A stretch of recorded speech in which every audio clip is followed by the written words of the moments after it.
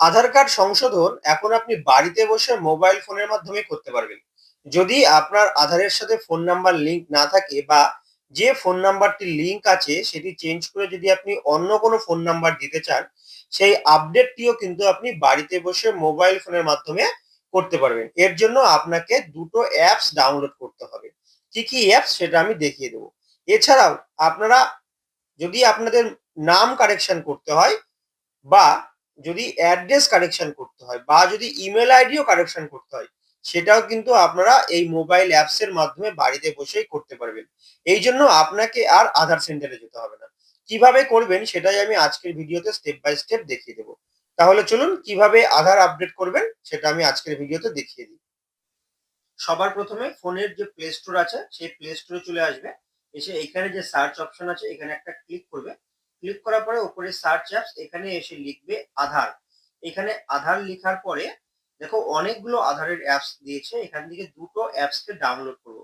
একটা আধার আর একটা আধার face ID. তো আমার যেহেতু এটা ইনস্টল করাই আছে আমি সরাসরি এটাকে ওপেন করে নিচ্ছি। এরপর যখন অ্যাপসটি আমরা ওপেন করব, ওপেন করার পর কিছু অপশন আসবে। তো এখানে দেখো লেখা আছে হোয়াইল ইউজিং দ্য অ্যাপ, এই অপশনটি টাচ করবে।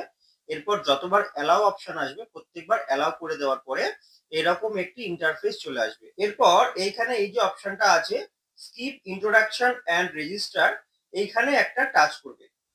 টাচ করার পরে এরকম আরেকটি ইন্টারফেস আসবে। সেখানে দেখবে লেখা আছে এই অপশনটি I am ready with my Aadhaar. এখানে একবার টাচ করবে। এইখানে টাচ করার পরে কিন্তু আরেকটা নতুন যে ইন্টারফেস আসবে সেখানে বলছে এন্টার আধার নাম্বার। এখানে আপনার যে 12 ডিজিটের আধার নাম্বারটি আছে সেই নাম্বারটি বসিয়ে দিতে হবে।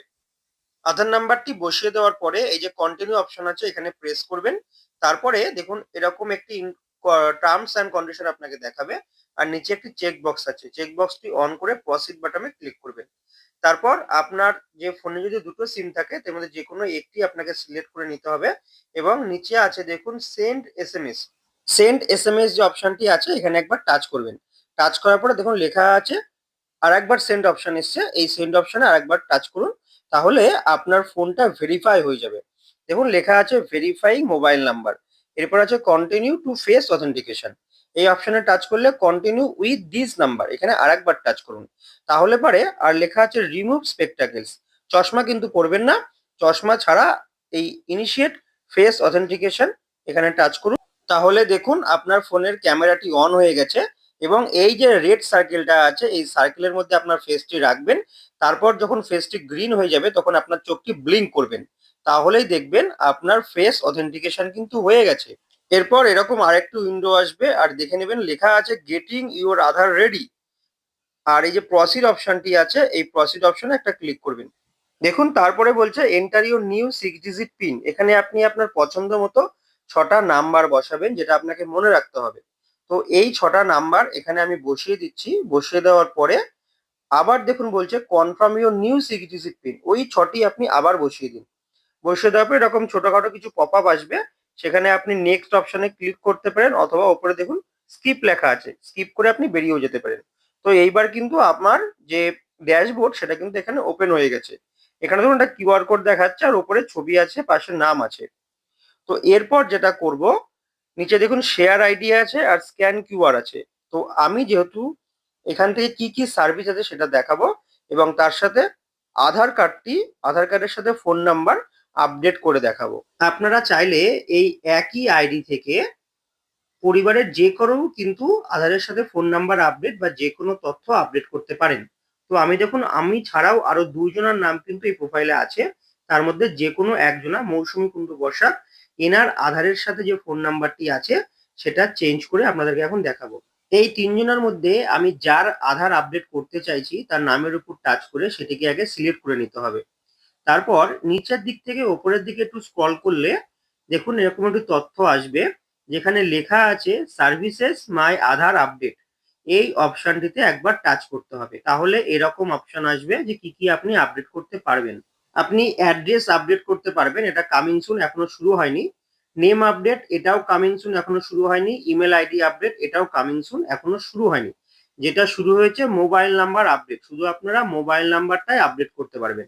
এর জন্য প্রসেসিং টাইম এখানে 30 দিন বলা আছে, কিন্তু 30 দিন লাগবে না, 7 দিনের মধ্যেই আধার আপডেট, আধারের সাথে মোবাইল নাম্বার আপডেট হয়ে যায়।